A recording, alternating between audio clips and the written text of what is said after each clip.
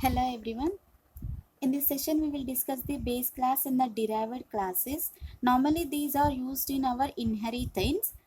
Here first we need to be discuss the base class.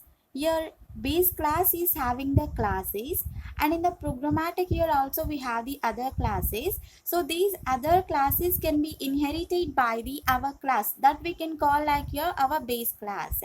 And also here base class we can call super class or else here parent class. We can call the base class is like super class or else parent class. So this base class is in the form of constant manner. Once you created this class, it will not change whenever you're during the programmatic. It will be in the constant manner, and you cannot change the completion of the programmatic.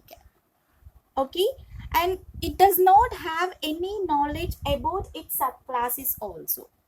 Whatever you have the subclasses, your subclasses means your derived classes, right? So those derived classes will be having the some features, and the base class is also having the some features, right? So the base class will not take any knowledge of the subclasses. It can be performs their own features only. It can be performs like your their own knowledge. It is not depending on any other subclasses like your our derived classes. And any number of classes can be derived from the our base class. Number of derived classes can be derived by the our base class is possible. Not only one base class means not only one derived class by the base class we cannot divide. Several number of classes can divide by using the base class in the derived classes. Okay, so just you can see here we have the base class declaration format. You can see. So now you can imagine this is the base class.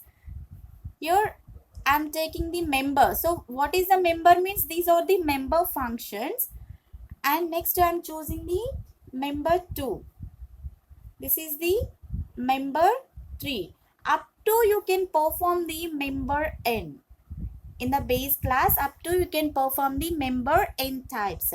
So you can imagine this is the our base class. Okay, so by using the base class you can perform the number of member functions, not only one function. Okay, so just see the syntax to define with the base class. Here you can see the last point. Any number of classes can be derived from the base class means here by using the base class here we are deriving the our derived classes. Okay, let's see here how it will be looks like the our syntax format. Okay, let's see here.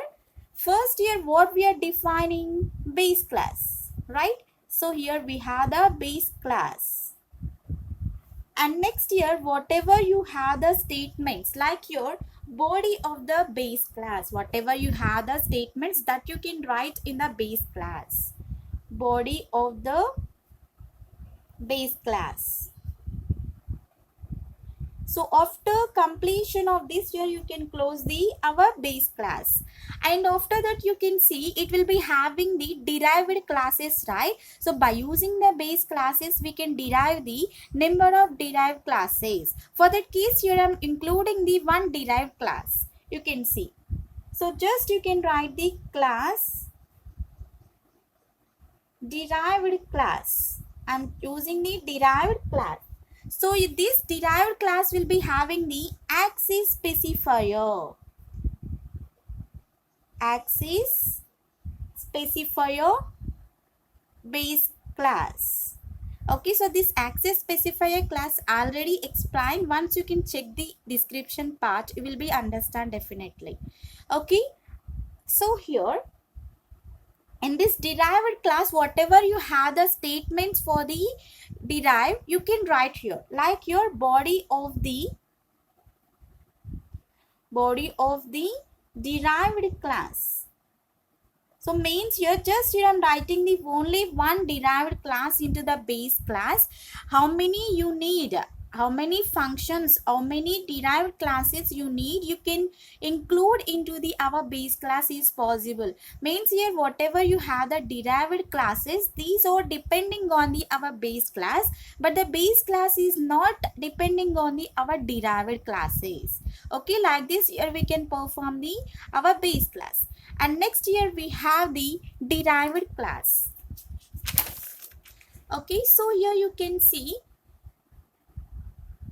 okay, here you can see derived class is inherited by the our base class. Normally base class is inherited by the other classes. Here derived class is inherited by the our base class. Whatever you have the base class means your parent or super class. And this derived class is also called as subclass, or we can call this is the child class also. So this derived class will not have the any own knowledge. It is always depending on the our base class only. Means it will be having the some features, means it is also having the some knowledge, but if it is implementing in that time, it is also taking the parent knowledge also. Subclass or else child class, or else here we can call a derived class. Whenever you are performing the programmatic, it can be includes the features for the derived class, and also it can be takes the features for the our parent class. Means it will be having the both the knowledge, means parent and the child type. Okay, so whenever you are inheriting the all the properties and the behavior of the base class, means the derived class is always inheriting the properties and the behavior of the base class. It is always depending on that. It is taking the knowledge by the parent class only. So this is also similar to our real life. And next you can see the we have the some declaration for this. You can see this is for the base class. By the base class only, here we are deriving the our derived classes, right? That is like your base class, and this is the our derived class. Normally we'll be having the some member functions up to n types. Here we have member 1, member 2, member 3, and so on, member n, right? Similarly here also we have same like that only. Member 1, member 2, member 3, and member n, up to so on member n. Okay, so in the base class also we can include the several member of the functions. Like here you can include the how many base classes you need, you can include the member of the functions is possible. And in the derived classes also how many you need, you can perform those, that is also possible into this. Let's see the syntax. You can see the derived classes is inheriting the all the properties of the our base class, right? So for that case here you need to be write the same syntax for the our base class only. So whatever you have the same syntax you can write. First here we have the base class. By the base class only we are defining the our derived class. Without the base class here we cannot define the our derived class also. Okay, and whatever you have the statements you can write body of the base class. After the defining of the base class, you can close this and define the our derived class. Derived class. And next your access specifier. Whatever you have the access specifier that you can write. Normally we'll be having the 3 access specifiers. Public, protected, and the private. Okay, so just you can write the whatever you have the base class, whatever you took that you can include in this. And after that write here whatever you have the body of the derived class. Body of the derived class. And then close this. And then close this. This is also, this syntax is also similar to the our base class only. Okay, so like this here we can perform the our derived class. Just we can see the one simple program to define the base class and the derived class. You can see here we have the programmatic for this.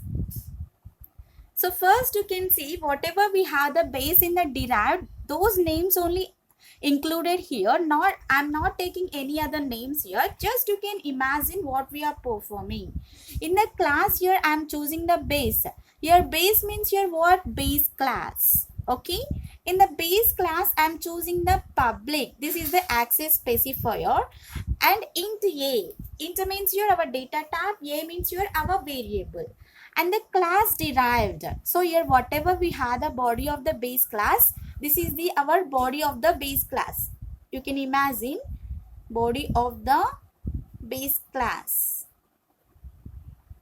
Okay, after that here I am starting with the our derived class. Here derived means here our derived classes. Here you can see we have the public. This public means your access specifier only. Public means your access specifier. In the base class we have the public. In the derived class we have the public means here whatever you have the statements, those will be visible to the public mode only. Okay, here we have the base, that is the base class name. And in this here I am including the public and the int b. Public and the int b, same like here whatever we give in the statements, same like that only here also we give it. So now you can see from the class to close here, this is the our body of the derived class. Okay, body of the derived class you can mention like this. Once you complete it, for this purpose here we need the output, right? For that case here you can write the our main method. So you can see here int main. After that clear the screen. Derived q. So here I am choosing that derived is our class name. So what class name here? After second one means here after the base class we are taking the derived. Here derived is the class name. Here we took the object is like your q. So this is our class name, and your q is the our object name. Q is the our object name. By the object name here we are calling the our variables. You can see with the dot operator we are calling here q dot a. A means here in the base class we have this one. Q dot b, in the derived class we have the b. So here I am choosing the a value will be the 10, b value will be the 50. So then here you can see C out means here for the output case here we are performing these. Okay, C out member of the base class, QA whatever you have the QA value that will be displayed, and the member of the derived class QB whatever you have the value that can be displayed into this, and get CH return 0. So at last here what it will be gives the our output here whatever you have a value for the base class Q of A, and whatever you have the value for the derived class Q of B, that will be displayed in the our output section. Okay, so what is the highlight one means here just you can imagine whatever we return the base and the whatever we return the derived classes, those will be performed in our main function only. Okay, so just here you can see by the derived class here you can see the statements. These statements are the important here. By this only you can identify. Here we took the object for the Q means here we took the derived only. You can see we are not taking any base class, but we are getting the base class output for the int A, right?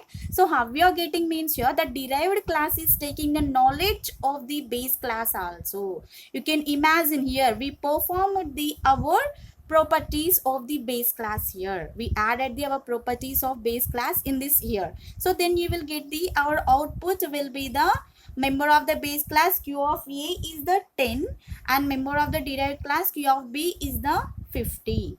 Like this here you will get the our output. Thank you for the watching. If you like the video, subscribe to my channel.